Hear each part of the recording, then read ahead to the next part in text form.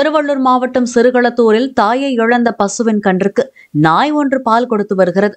ஊராட்சி மன்ற தலைவரான ஹரிகிருஷ்ணன் என்பவரது வீட்டில் வளர்க்கப்பட்டு வந்த பசு கன்று ஈன்ற மறுநாளில் உயிரிழந்தது. அதே நாளில் அவரது வீட்டில் வளர்க்கப்பட்டு வரும் நாய் குட்டியிடவே தனது குட்டிகளுக்கு பால் கொடுப்பது போலவே தாயை இழந்த கன்றுக்கும் நாய் பால் கொடுத்தது.